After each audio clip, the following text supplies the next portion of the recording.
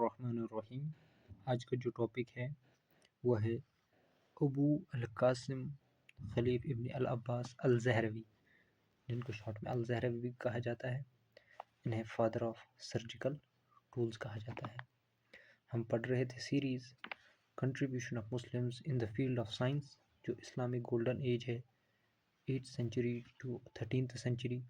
उसमें जो Muslim scholars जिन्होंने कंट्रीब्यूशन दिया साइंस के फील्ड में, वो हम पढ़ रहे थे। प्रीवियस लेसन्स में हमने कुछ स्कॉलर्स के बारे में पढ़ा। आज का जो टॉपिक है अल-ज़हरवी। अल-ज़हरवी जगह का नाम है, ज़हरवी जगह का नाम है। तो जगह के नाम से जो स्कॉलर्स है उन कहाँ से वो पैदा हुए, जहाँ से, तो वहाँ से भी उनका लक़ब मिलता है स्कॉलर्स को। तो इन अल-ज़हरवी जो है इनको फादर ऑफ सर्जिकल टूल्स कहा जाता है आज मॉडर्न टाइम में। तो अब हम देखेंगे ये जो अल-ज़हरवी स्कॉलर जो है इस्लामिक गोल्डन एज के, इन्होंने क्या कंट्रीब्यूशन दिया, इनकी क्या कंट्रीब्यूशन रही, इनकी क्या बुक्स रही, इन्होंने क्या अपने जो ऑब्जर्वेशन की उससे क्या फ़ायदा हुआ, तो वो हम आज जानेंगे। तो पहले हम देखेंगे अल-ज़हरवी के बारे में थोड़ा इंट्रोडक्शन, ये कहाँ से थे। फिर देखें इनकी जो कंट्रीब्यूशंस है, इनका जो तरीका था समझाने का, अपनी जो बात रखने का, वो कैसा था। जो अल-ज़हरवी जगह का नाम, जैसे मैंने पहले भी कहा, अल-ज़हरवी ज़हरा जगह है। ये जगह है स्पेन में, मुस्लिम स्पेन में, या स्पेन जो आज है वहाँ पे, जो जैसे मैप में देख सकते हैं आप, ये जो अफ्रीका कॉन्टिनेंट जो है इसके बिल्कुल ऊपर यूरोप में है, मोरक्को के पास में ज़हरा जगह है, कोर्डोवा शहर में, जो कंट्री है स्पेन है। इनका जो पूरा नाम है वो है अबू अल-कासिम खलीफ इब्न अल-अब्बास अल-ज़हरवी, इनका पूरा नाम है। ये 936 AD में पैदा हुए ज़हरा में, ठीक, अल-ज़हरवी। तो इनको अब वेस्ट में जो है इनको अबुल केसेस के नाम से जाना जाता है। इनकी जो इनका जो कंट्रीब्यूशन है सर्जरी में, वो बहुत ज़्यादा इन्होंने कंट्रीब्यूशन दिया है मेडिकल साइंस में। तो जैसे हम थोड़ा अगर इनके बारे में ज़िक्र करें तो इन्होंने क्या कंट्रीब्यूशन दिया है, जैसे इनकी जो बुक्स हैं, इन्होंने बुक लिखी है एक मेडिकल इंसाइक्लोपीडिया, जिसमें इन्होंने ओल्ड जो पुराना जो टेक्स्ट, जो पुरानी जो इन्फॉर्मेशन थी वो गैदर की, अपना कंट्रीब्यूशन प्लस अपना कंट्रीब्यूशन भी इसमें ऐड किया है। तो कहीं पे मॉडिफिकेशन की ज़रूरत पड़ी तो वहाँ पे मॉडिफाई करके इसमें इन्हें इस मेडिकल इंसाइक्लोपीडिया में मेंशन किया है। ये 30 वॉल्यूम के इन्होंने मेडिकल इंसाइक्लोपीडिया लिखी है, जिसका नाम है अल तफसीर लिमन अजाज अल तालिफ, ठीक। अब दूसरी, अब हम देखें ये जो मेडिकल इंसाइक्लोपीडिया अराउंड 1000 AD में कंप्लीट हुई इन्होंने की। इसका जो कंट्रीब्यूशन आगे रहा मेडिकल डेवलपमेंट में काफ़ी ज़्यादा रहा। यूरोप में जो मेडिकल डेवलपमेंट हुई, फिर आगे मैं 1000 AD के बाद जब इनने ये कंट्रीब्यूट किया, उसके बाद जो मेडिकल ये डेवलपमेंट हुई, उसमें इसकी बुक जो इनने ये इंसाइक्लोपीडिया लिखी थी, इसमें इसकी वजह से काफ़ी मदद मिली। अब ये जो इन्होंने इंसाइक्लोपीडिया लिखी, इसमें जो मेजर टॉपिक्स है, जैसे इन्होंने डेंटिस्ट्री पे लिखा, चाइल्ड बर्थ पे लिखा, डॉक्टर पेशेंट रिलेशन पे इन्होंने इसमें लिखा है, इस मेडिकल इंसाइक्लोपीडिया में, ठीक। इन्होंने जो पेशेंट ऑब्जर्वेशन, अपने जो इनके पास पेशेंट्स आते थे उनको केयरफुली ऑब्जर्व करके उनका जो ट्रीटमेंट फिर है वो भी इसमें इन्होंने मेंशन किया है। जैसे इन्होंने इस बुक में पॉइंट्स तो काफ़ी सारे हैं, जैसे डेंटिस्ट्री पे इन्होंने लिखा, चाइल्ड बर्थ पे, डॉक्टर पेशेंट रिलेशन पे, माइग्रेन सर्जरी पे लिखा है, डिलीवरी पे लिखा है, ठीक। या जो ब्लड वेसल्स जो होती है उनका जो जोड़ने का, जो लिगेचर, अगर ब्लड वेसल कट जाए तो उसका कैसे ट्रीटमेंट किया जाए। जैसे सर्जिकल ट्रीटमेंट्स में, जैसे इन्होंने अगर मेजर बात करें, क्यूटिराइजेशन या ब्लेडर रिमूवल या midwifery, ear eye and throat surgery. Cauterization एक टेक्निक है, मेडिकल टेक्निक है, जिसमें बर्न किया जाता है उस ऑर्गन को जो डैमेज हुआ हो। अभी बर्न किया जाता है या तो केमिकल की मदद से या हीट की मदद से, ठीक। उस ऑर्गन को बर्न किया जाता है ताकि जो मतलब ख़राब हो चुका हो, या मेडिकल कंडीशंस के रिगार्डिंग हमें लगे कि डॉक्टर को लगता है कि ये जो पार्ट है इसको रिमूव करना है, तो क्यूटराइजेशन टेक्निक है जिसकी वजह से जिसमें ऑर्गन को बर्न किया जाता है। ब्लेडर रिमूवल, मिडवाइफरी एक प्रोफेशन है जैसे जिसमें हेल्प की जाती है कि जो डिलीवरी के वक्त, एक प्रोफेशन है जिसमें डिलीवरी के वक्त असिस्ट किया जाए वुमेन को चाइल्ड बर्थ में। तो ये मिडवाइफरी जो है ये है प्रोफेशन है, प्रैक्टिस है। ऐसे ही ईयर, आई और थ्रोट सर्जरी जो है इस पे भी इन्होंने इस मेडिकल इंसाइक्लोपीडिया में लिखा है।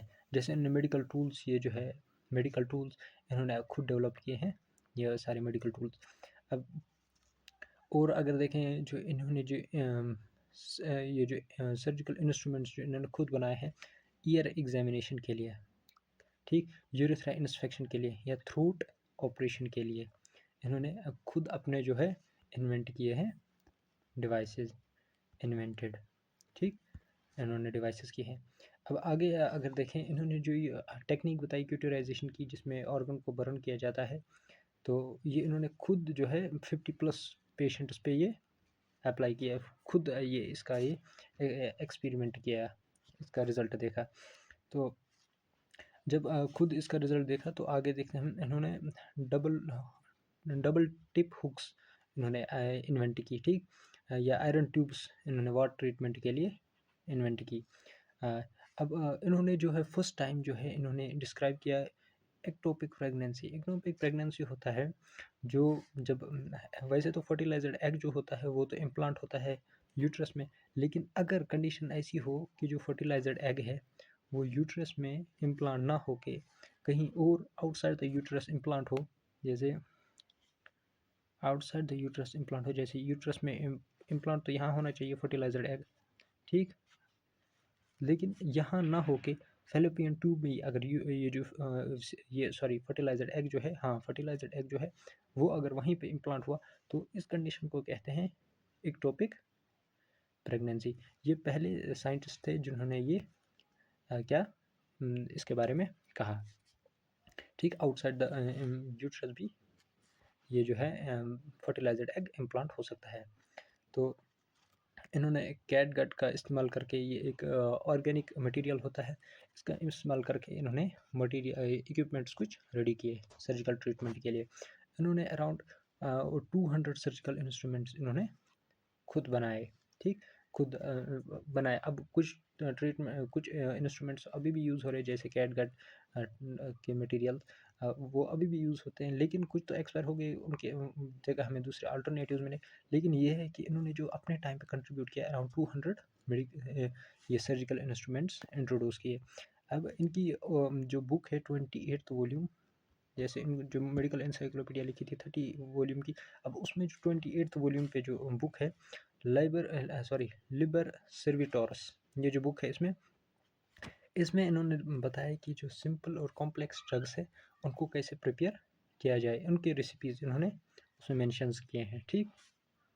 इन्होंने टेक्निक्स भी बताया कि किस टेक्निक से मेडिसिन को रेडी किया जाए, जैसे सब्लिमेशन और डिस्टिलेशन टेक्निक का इसमें जिक्र किया है, ठीक।